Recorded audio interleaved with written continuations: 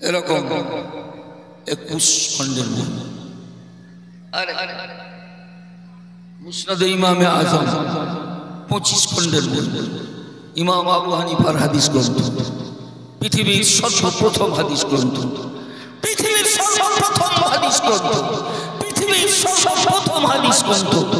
এটা অমুক বাবা, এটা অমুক অনুচ্ছেদ, এটা অমুক অধ্যায়, অধ্যায় আকারে হাদিস গ্রন্থ সর্বপ্রথম পৃথিবীর ইতিহাসে ইমাম আবু হানিফা রাহমাতুল্লাহ আলাইহি রচনা করেছেন। ইমাম বুখারীর উস্তাদের উস্তাদ ওয়াকি ইবনুল জাররাহ, কি নাম? ওয়াকি ইবনুল জাররাহ। এই কথাগুলো বুঝা।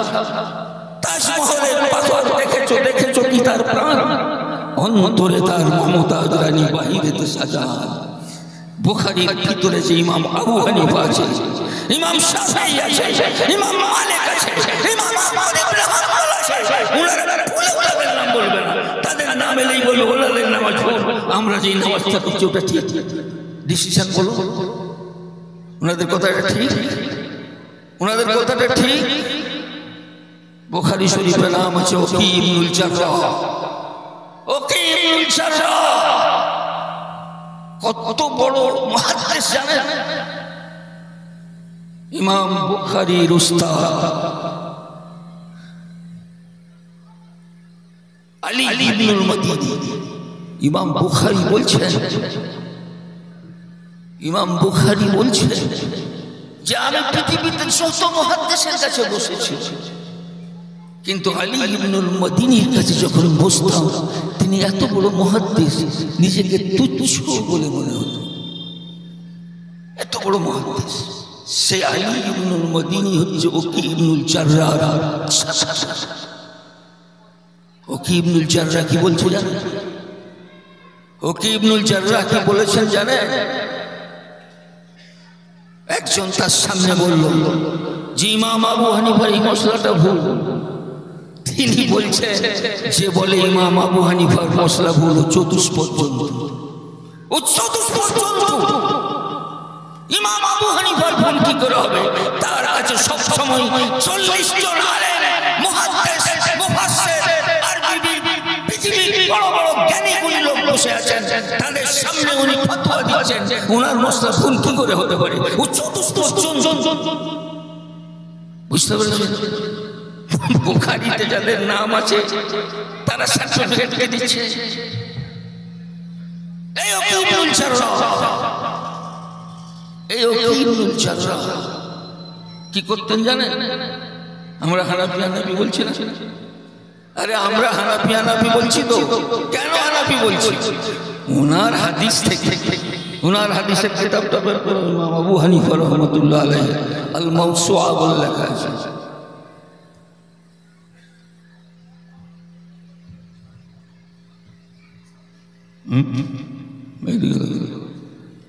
আল মাওসুআ লেখা আছে। এরকম 21 খণ্ডের মধ্যে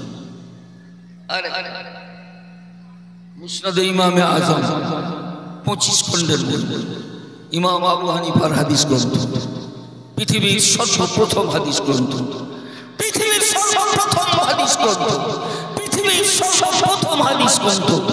এটা অমুক বাবা, এটা অমুক অনুচ্ছেদ, এটা অমুক অধ্যায়, অধ্যায় আকারে হাদিস গ্রন্থ সর্বপ্রথম পৃথিবীর ইতিহাসে ইমাম আবু হানিফা রাহমাতুল্লাহ আলাইহি রচনা করেছেন।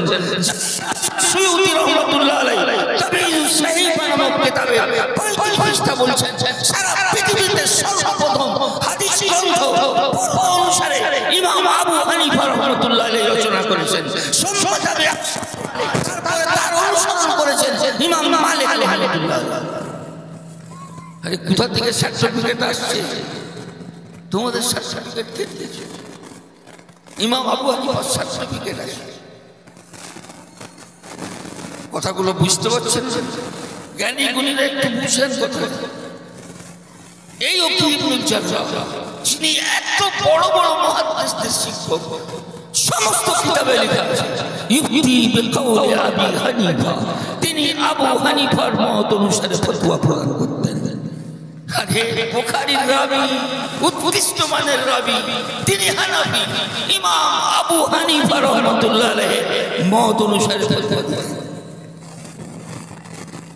আরেকজন উস্তাদ ইমাম বুখারীর উস্তাদের উস্তাদ আব্দুল্লাহ ইবনে মুবারক, আব্দুল্লাহ ইবনে মুবারক ওনার কবরের সামনে দাঁড়িয়ে কাঁদছিলেন, হে ইমাম আবু হানিফা, তোমার দাদা উস্তাদ ইব্রাহিমের নাকি পৃথিবী থেকে যখন গেলেন তখন তারপরে হাম্মাদ ইবনে আবি সুলাইমানকে ছেড়ে গেলেন। যখন ইমাম আবু হাম্মাদ সুলাইমান পৃথিবী থেকে গেলেন, তোমার উস্তাদ আবু হানিফা তোমাকে ছেড়ে গেলেন। তুমি যে পৃথিবী থেকে চলে গেল, আমরা ইলম আর কার কাছ থেকে পাবো? আব্দুল্লাহ ইবনে মুবারক বুখারীর রাবী দাঁড়িয়ে দাঁড়িয়ে বছর নয়নে কাঁদছেন ওনার কবরের পাশে দাঁড়িয়ে।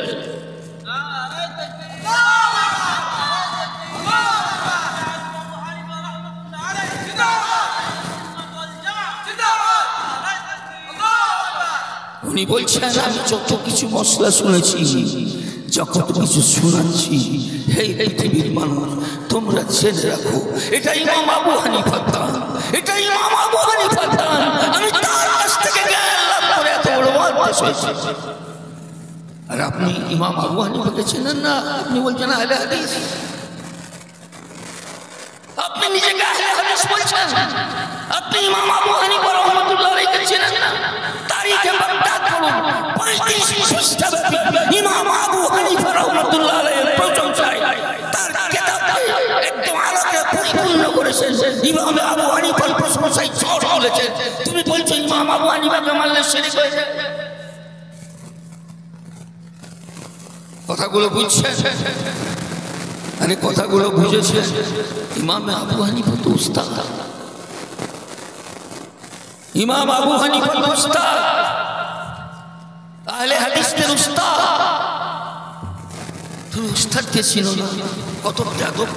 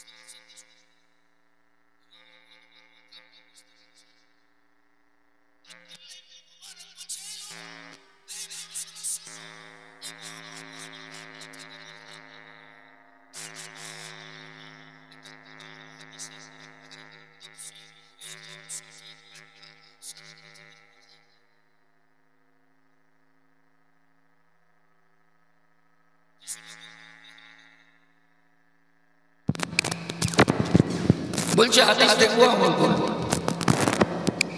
হাত কোমরে জোর, হাদিস দেখবে, আমল করবো। মানে কোনো গল্পের বই আর কি, হাদিস পড়লাম বুঝবে না। বুখারী শরীফে 740 নম্বর হাদিস,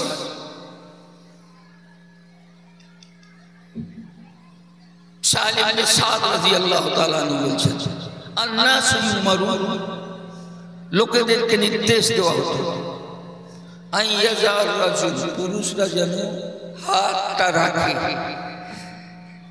আলা জিরাইহিল ইসরা, বাম জেরার উপরে।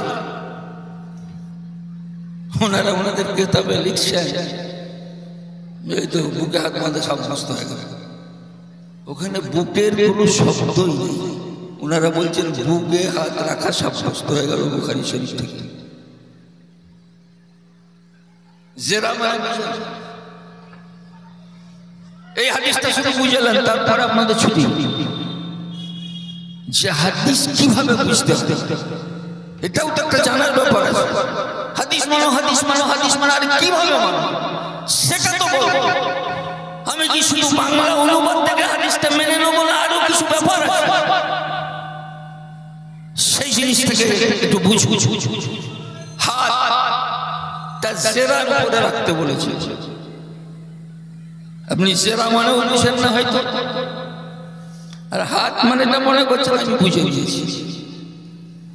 আপনার ধারণা যে আমি বুঝে গেছি, হাতটা জেরার উপরে রাখবো, জেরা এখান থেকে এই পর্যন্ত ধরুন। আপনি হয়তো বুঝে নিলেন যে হ্যাঁ আমি হাদিসটা বুঝতে পেরে গেছি, কিছুই বুঝে নিলে ভাই, কিছুই বুঝতে হাত, এটাও হাত।